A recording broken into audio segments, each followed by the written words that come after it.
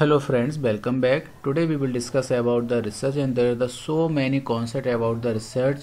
So you should know, being a researcher, if you are going to publish a research, if you are going to enroll in for a PhD degree and a MPhil and any kind of research work, that you should know, you should familiar with this type of the terminology.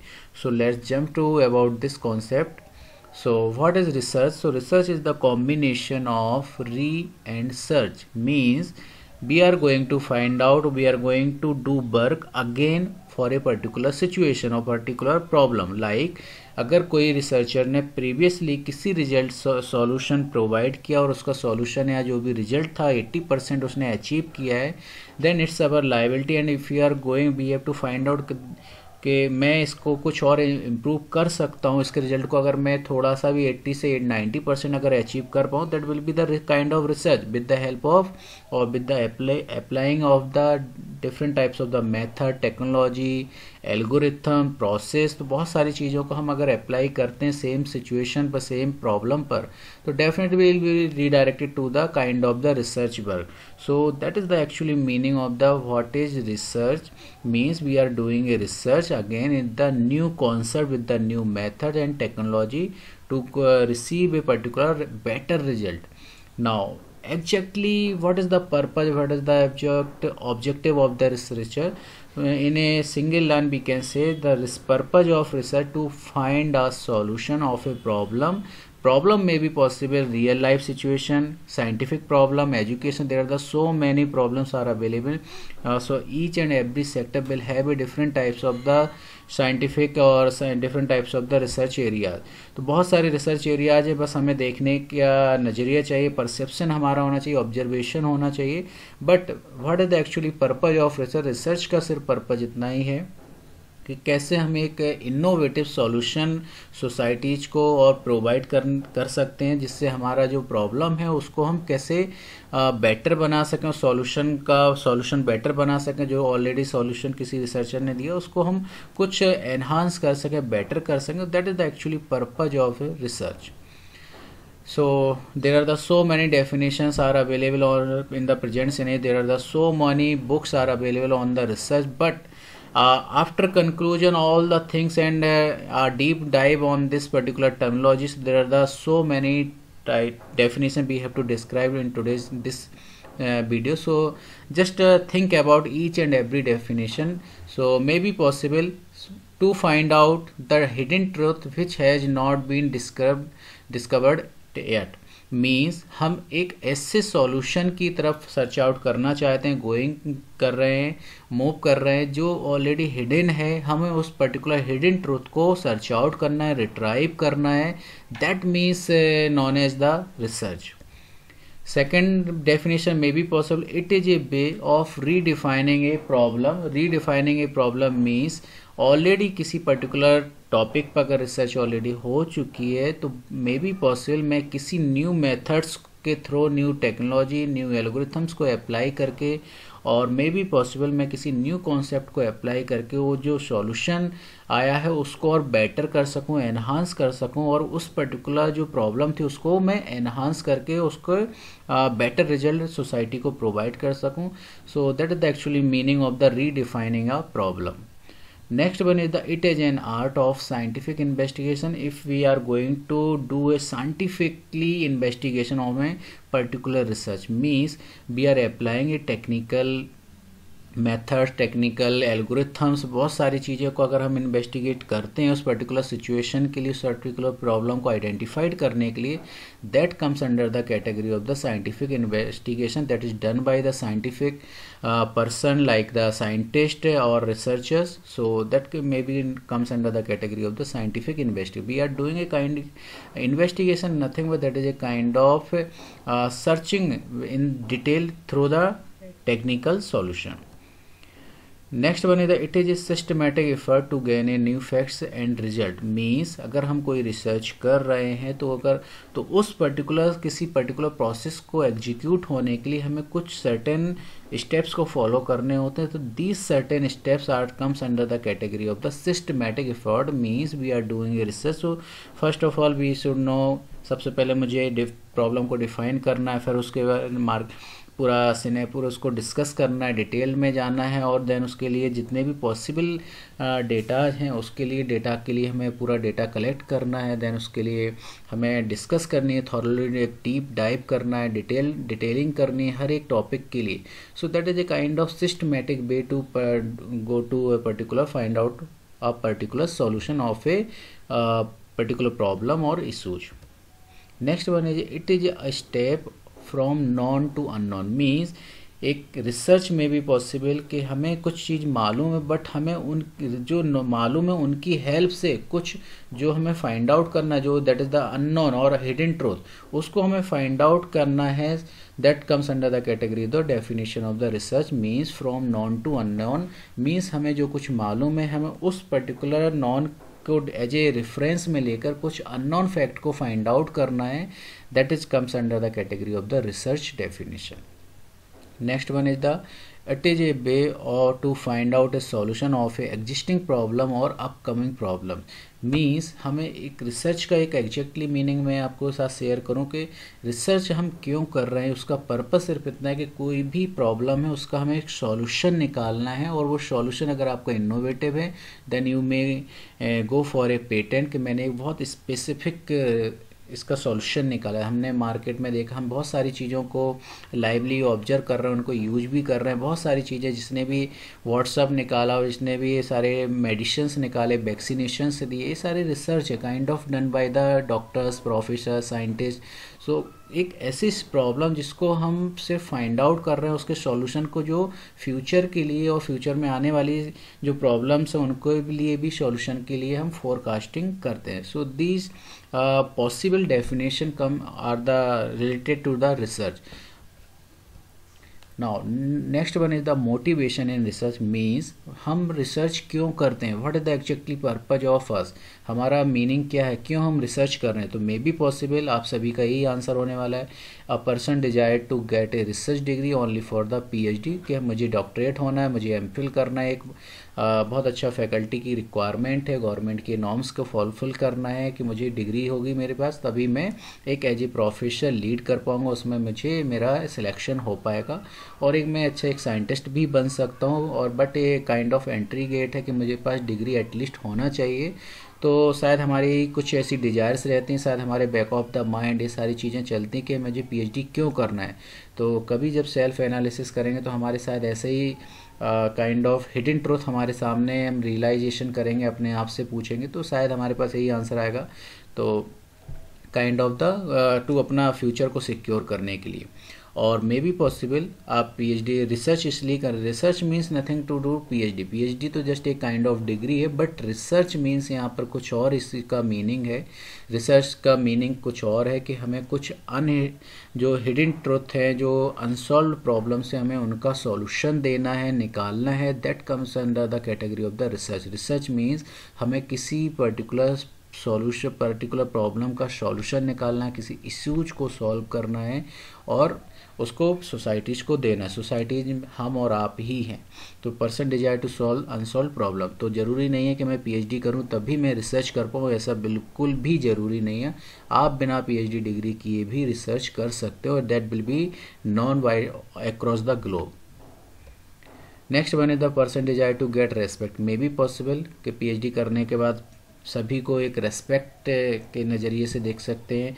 देखा जाता है कि अरे he जे doctorate person PhD कर चुका है तो डेफिनेटली इट इज़ एक्सपेक्टेड कि रियली ही और she is having the very good knowledge in that particular area.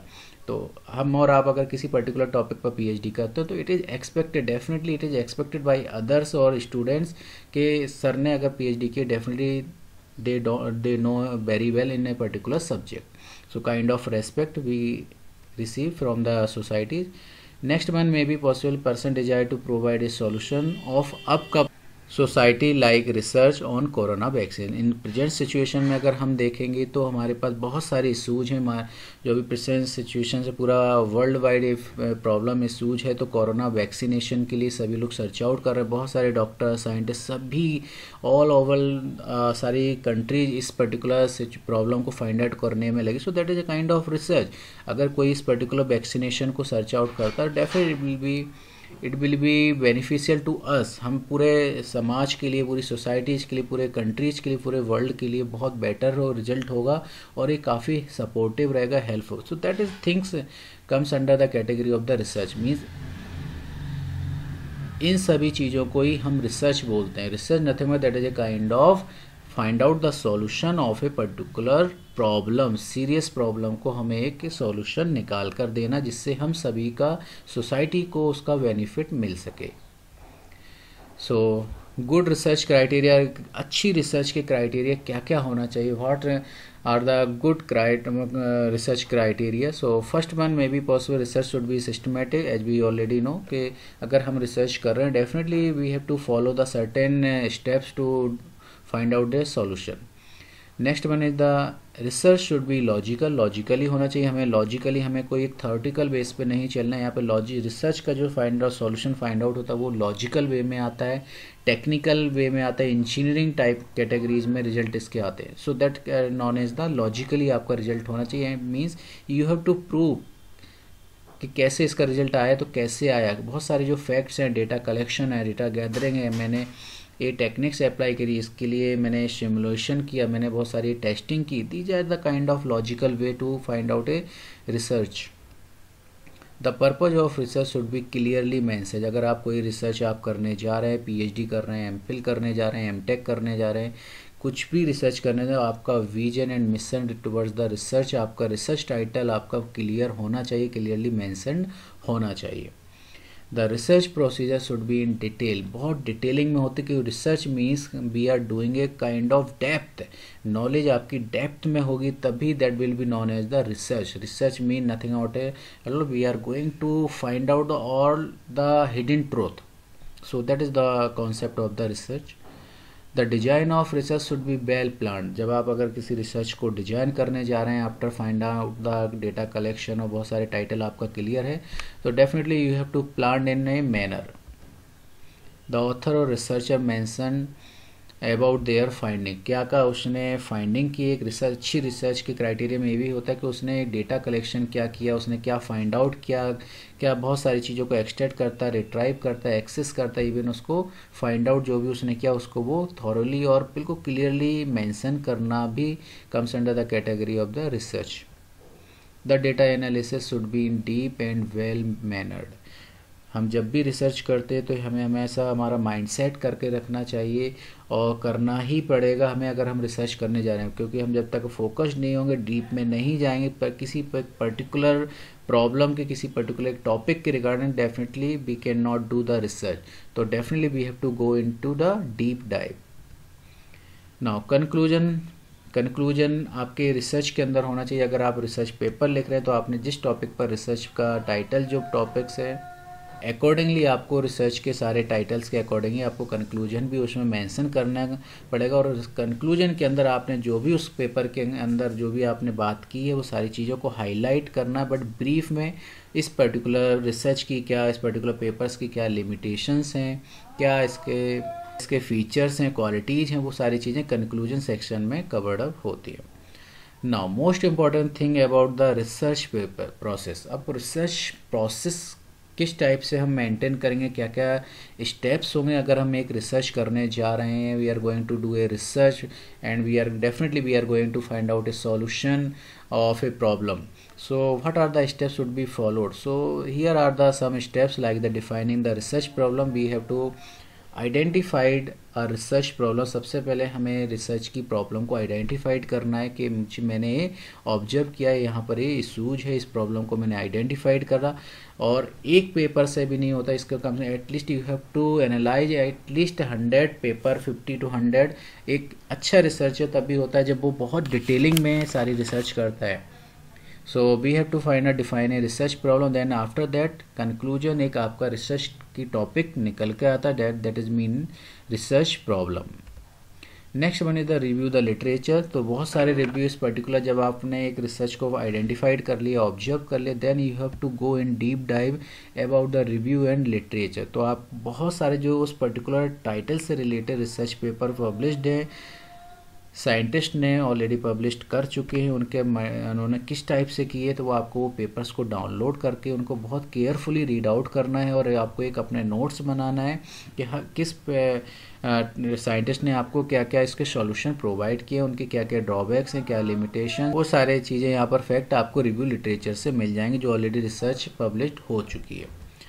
Next step is the formulate the hypothesis. तो ऑन द बिहाफ ऑफ जो भी आपने रीड आउट किया है प्रीवियस पेपर से, जो भी आपने रिसर्च को प्रोसेस को थॉरली स्टडी करने के बाद आपने जो भी फाइंड आउट किया उसको आप फॉर्मुलेट करेंगे और अपनी एक हाइपोथेसिस और अपनी एक प्लानिंग, एक प्रपोजल आप रेडी करेंगे और फिर अकॉर्डिंगली आप अपनी रिसर्च को डिजाइन करेंगे, उसको एक प्लानिंग करेंगे कैसे मुझे अपनी रिसर्च करना है, कौन कौन सी मेथड्स यूज होंगी, कौन कौन सी टेक्नोलॉजी हम इसके लिए इसमें यूज करने वाला हूँ और कौन कौन सी एल्गोरिथम्स को यूज करने वाला हूँ। तो ये सारी प्रोसेस इस पर्टिकुलर डिजाइन अप्रोच के अंदर हम मेंशन कर सकते हैं।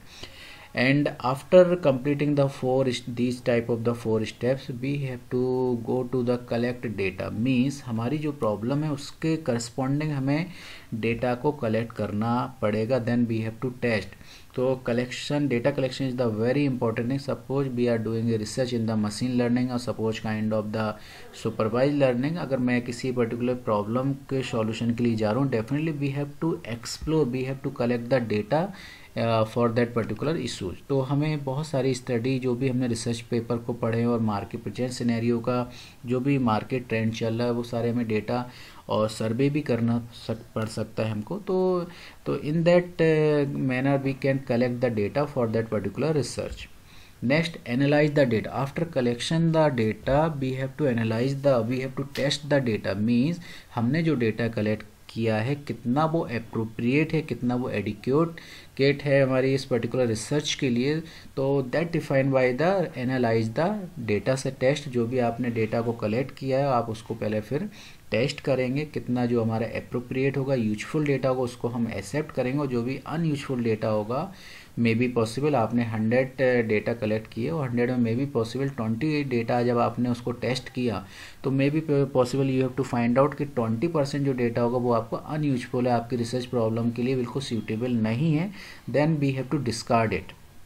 तो उस डेटा को हम डिस्कार्ड कर देंगे और जो भी डेटा हमारा 80% डेटा यूजफुल है देन उसको हम टेस्ट के अकॉर्डिंगली उसको फाइंड आउट करेंगे। Then again test these 80% data, फिर हम वो 80% डेटा फिर अगेन से फिर से टेस्ट करेंगे और अपनी डेटा को अपने उसको एनालिसिस फिर से करेंगे। तो accordingly in that manner we can find out the data and we can test the data. And at last we have to find out all the data collection, design, and after that we have to interpret and report। फिर हम उसके behalf पर एक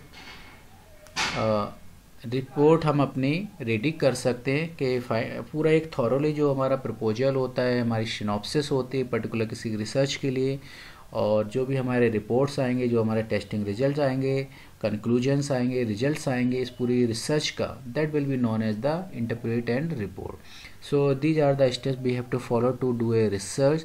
सो these are the very important things। May be possible one as per your discipline, may be possible one step should be एक step और आप plus और minus भी हो सकते। तो it's depend on the titles and topics and depend on the discipline, किस discipline में आप अपनी रिसर्च कर रहे हैं। तो मे बी पॉसिबल इंजीनियरिंग की जो प्रोसेस होंगी वो स्टेप्स कुछ अलग भी हो सकती, मे बी पॉसिबल एक साइंस बैकग्राउंड, ह्यूमैनिटी, तो सब्जेक्ट वाइज सब्जेक्ट कुछ वेरी कर सकते हैं।